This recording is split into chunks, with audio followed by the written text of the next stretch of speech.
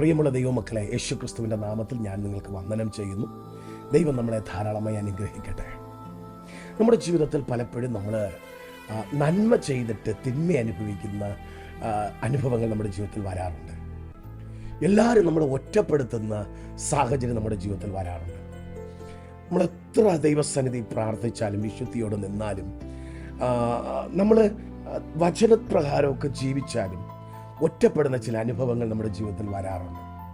ആ സമയം നമ്മൾ ഹൃദയത്തിനകത്ത് ഇങ്ങനെ ഭാരപ്പെടും. ദൈവമേ, ഇത്രയും പ്രാർത്ഥിച്ചു, ഇത്രയും ദൈവസന്നിധിയിൽ ഞങ്ങളായിരുന്നു, ഇത്രയും ദൈവമായിട്ടുള്ള നല്ലൊരു ബന്ധത്തിൽ ഞാനായിരുന്നു, എന്നാൽ എന്തുകൊണ്ട് എൻ്റെ ജീവിതത്തിൽ ഇങ്ങനെ ഒരു അനുഭവം വരുന്നു എന്ന് നമ്മുടെ തന്നെ നമ്മൾ കേൾക്കാറുണ്ട്.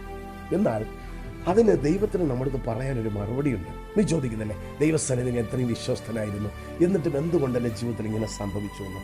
പക്ഷെ അതിനൊരു മറുപടിയുണ്ട്. ദൈവത്തിന് നമ്മൾ ആ ദേശത്തിൽ മാനിക്കാനുണ്ട്.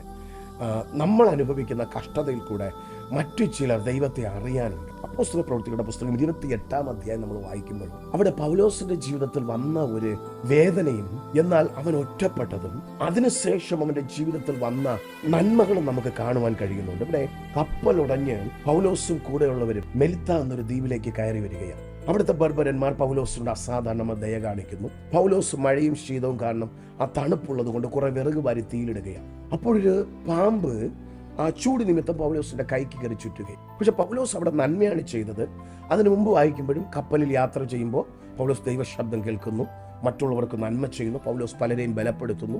കപ്പലിനകത്തുള്ളവരെല്ലാം നിന്റെ കയ്യിൽ ഏൽപ്പിച്ചിരിക്കുന്നു ദൈവം പൗലോസിനോട് പറയുന്നു.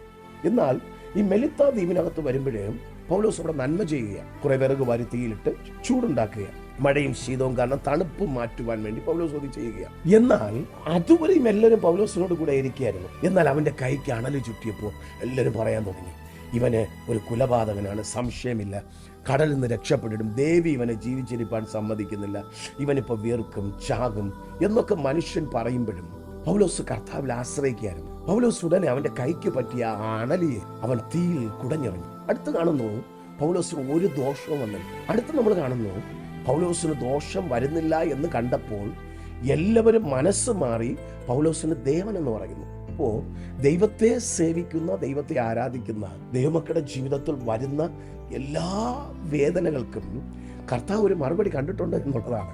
ബൈബിൾ പറയുന്നു, നിന്റെ തലയിലെ ഒരു രോമം നിലത്ത് വീണാലും ഞാനത് അറിയുന്നുവെന്നാണ്. ദൈവം നിന്നെ ഉള്ളം കയ്യിലെ വസ്തു എന്ന പോലെ വഹിച്ചിരിക്കുന്നുവെന്നാണ്. അതിലെ കൺമണി പോലെ കർത്താവ് കാക്കുന്നുവെന്നാണ്. അപ്പൊ നമ്മുടെ ജീവിതത്തിൽ നമുക്ക് ക്വസ്റ്റ്യൻ വേണ്ട. ദൈവത്തെ സ്നേഹിച്ച് ദൈവത്തെ വിശ്വസിച്ച് ഇറങ്ങി പുറപ്പെട്ട എല്ലാ ദൈവമക്കളും നിങ്ങൾ പൂർണ്ണമായി വിശ്വാസത്തോടെ കർത്താവിൻ്റെ പിന്നാലെ യാത്ര പുറപ്പെടുകയാണ്.